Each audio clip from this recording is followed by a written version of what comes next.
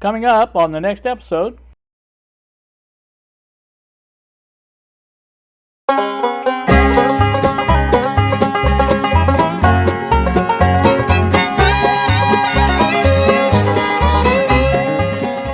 Good Tuesday afternoon to you all YouTube. As you can see there on the clock, it's 1:56 now in the PM. Just wanted to show you that I have been doing more work. That's the new charging station going in there. I've got enough to put in quite a few things. The problem I run into is the larger charger bases that just plug into the wall, like the one for the batteries there, the camera batteries. They tend to take up a lot of room.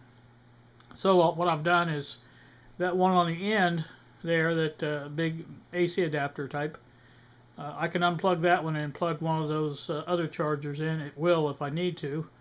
And that way it makes them easy to switch out. Just that end one's the only one that needs to be switched out. Now, I don't have that perfect yet, but it is getting in order. As you can see, I've got 3 cable clamps down through there to facilitate the wiring down to the other receptacle. And now I've got 2 more available on that one down there, so that helped a lot. The clock, I think I'm going to try to put up at the top. I think up at the top of that hose has got to go out of there. That's not going to stay there. But I think that's a good place to put it up there, you know, and it's got a hook or a hanger type thing on it where you can just hang it up there. And the cord is plenty long to reach up there. I'll just route it around the back, and so that should work rather well, I think. So that's the plan on that. And like I said, I just kind of wanted to show you that I have been working on this, and so that's what's been going on today. In addition to some other things I'm working on, but you'll get to see those later. So enough said about that. Now I'm back over here on this side of the bench, and actually on the bench. This is the Eico again. You may be able to see that. You may not be able to see that. I don't know how well you can see it. I'm trying to get this rule back up in there, the container up there. I took Larry's advice. Anybody that watched the live from yesterday could tell well, see, that's one of the things I've got to figure out on the live thing. I don't think I'm doing the chat replay, and I should do the chat replay so that people can see what people say. But Larry from Back to the Future Radios sent some advice up from the hills of Tennessee on this here grommet, and he said you could take because I already had the wires in there, he said you can cut those in half and basically put them in around the, you know, which I did. The split is right there. So I've got those in there now with a grommet. I think that's better than having it against the bare metal, at least for these live AC wires here. You know what I'm saying? If these aren't rubbed through, it's going to go with the chassis, it's going to short out, and it's going to cause a problem. Now, if those over there rub through it, and it, just like Bob pointed out, there's a metal shield around that, coax type, I think. But they won't be a problem. But, you know, if I wanted to, I could put one over there too. But for now, I just wanted to get this one in, and I have double-checked all the connections here up close and personal, and these are all well and done now, and so this is all complete, and so that's good. The other item that I talked about yesterday doing was the this part here. I'm going to take a Q-tip with some simple green, try to clear all that out. As you can see, I did some scraping with a screwdriver, light scraping. I didn't dig into the metal, but and then once I get that cleaned out around there where that tape was, I'm going to take the alcohol and do the cotton swab around those pin contacts or pin sockets here, and get that residue from the tape off, and that will go a long way. Once I get all that done, then I can concentrate on starting to put this back together. Now I don't know how well you can see it, but I've got this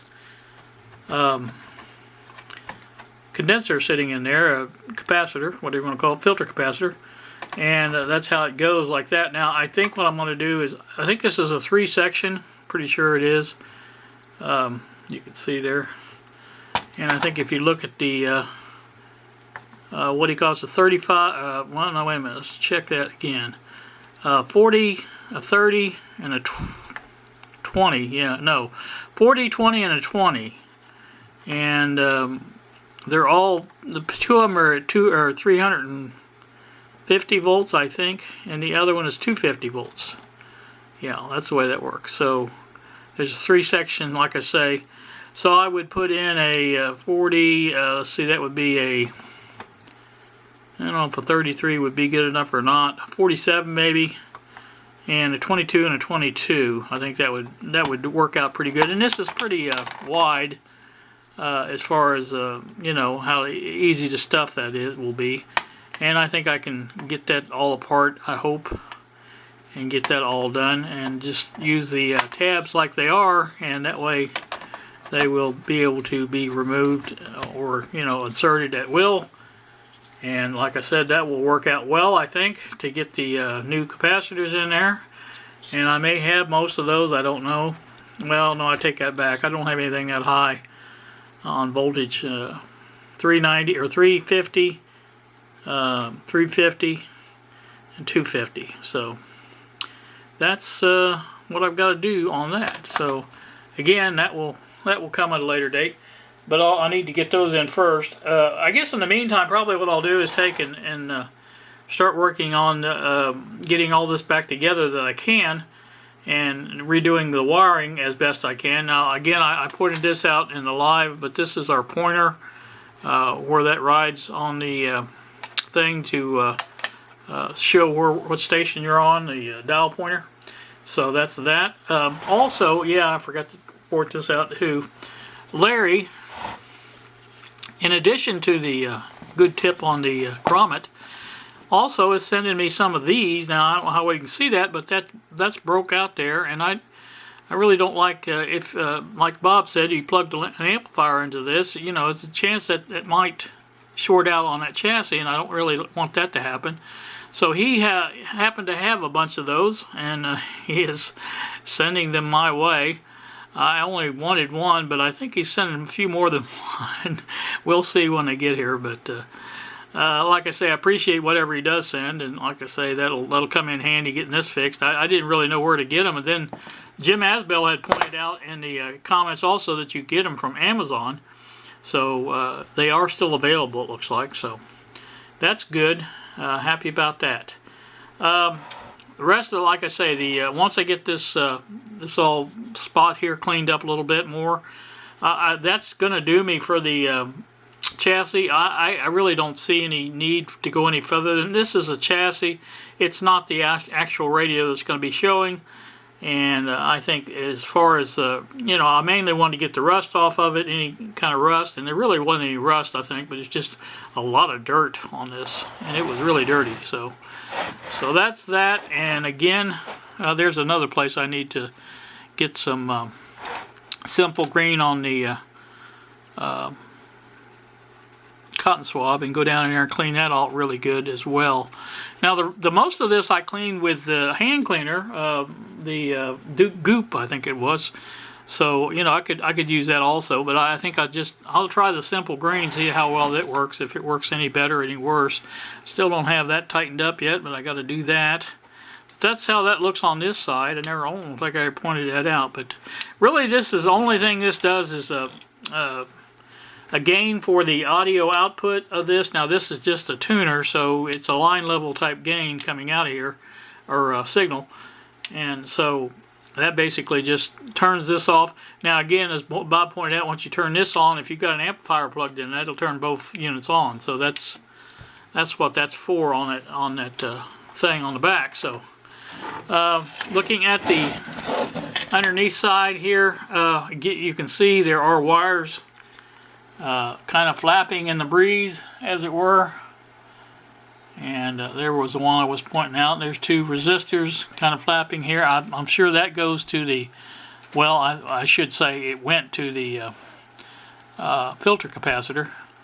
Those two right there. So once those are replaced, that can be done. And then there's another one. I think that probably goes to it as well.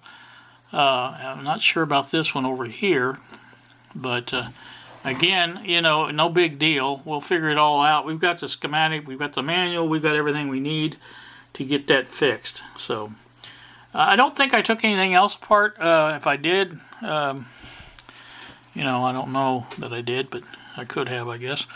But anywho, that's that. This shouldn't be that hard. I want to get this part, the chassis, back together, get the unit back to working order. Once I do that and get the components that I'm going to replace, and as you can see, this is all disc capacitors, so there's really no capacitors like that in the no wax capacitors, paper wax or whatever they call them. They're not there, and so that won't be a problem with that. So these are all okay here, I'm sure. But again, so that's that, and I've got to get that FM section back on. And I keep saying FM section, but this is actually the RF section of the FM.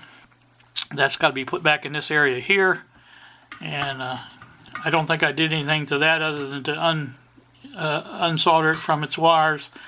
And that should be okay. It's not that bad a shape, but I'll run the simple green with the Q-tip on it and just see if I can't clean it up a little bit more.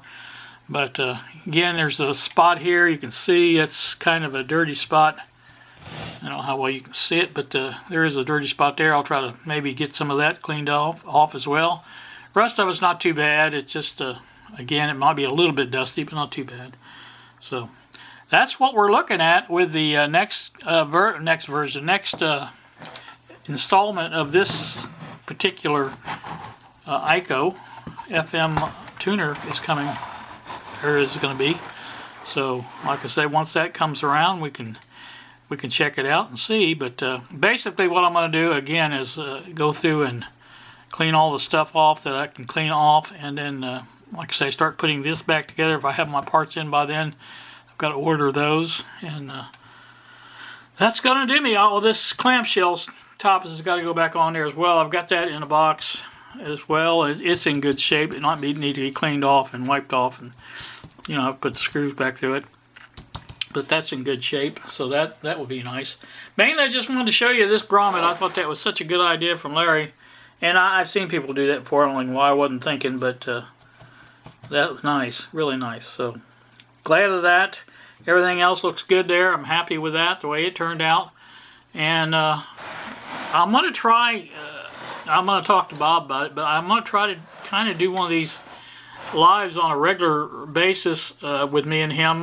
We work together pretty good online like that, and I think it makes for a fun little, especially with the chat and people talking and stuff like that. Now Bob has a bad habit of watching me work instead of watching the chat, which is basically why I asked him to do it. I want him to kind of monitor the chat while I was working. And he tends to watch my work more than I think he thinks I'm going to mess up. I don't know, but I think that's what's going on with it. So it's not a big deal one way or the other. But like I said, I just thought that was kind of fun to do, and I think maybe I'm going to try to talk him into doing a regular one on there, maybe once a month or so, or something like that, and go from there. And again, that will be fun. We'll come up with something to work on, I'm sure. And we may even do one with him working on something. That would be nice, me doing the play-by-play. See what he thinks about that. And like I said, it could lead to something good. Who knows? But that's that. And I think that's going to do me. I'm up to 12 minutes. What with my other little blurb that I had. Again, I'm working on another video, and I'm not going to mention it. Bob knows what it's about. But for right now, I'm not going to mention any more about it, and just know it's coming. It's more of a comedy type video, and well, I hope you think it's funny anyway. But something to lighten the mood a little bit. And like I say, it doesn't all have to be serious work on this stuff. But that's about it on that. If anybody watched the live thing, or even if it was after the fact of the rebroadcast on YouTube, let me know what you think about that. And you know, I really like to know, because I don't want to pursue something, you know, I always said I do these videos for me, but these live ones I kind of do for people watching more than anything else, because I don't know how much you guys know about it, but it is quite a bit hard setup on these and things like that, so they're not the easiest to do, and really there's not that much difference as far as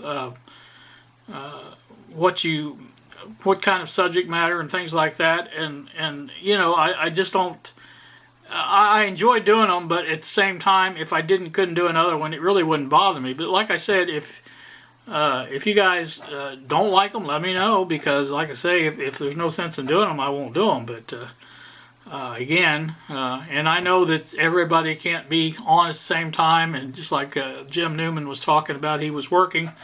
And I know the daytime stuff, I tend to forget that people still work because I don't. But it's like I say, if I found a better time, me and Carl was doing these on Saturday evenings, I think. I don't know how well that was going over. Didn't really have a large audience for that either.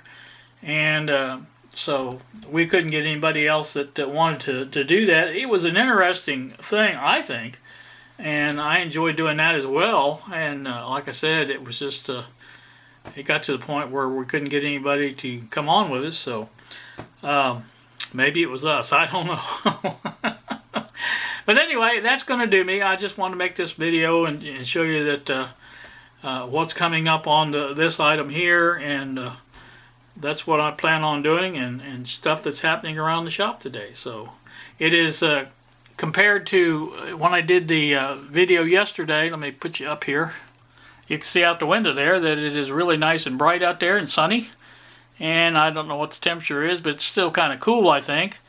20s, I think. Let me check real quick on the phone, because I never know, because I'm inside where it's warm. I think Bob had some snow he was dealing with. You can see there it's 26.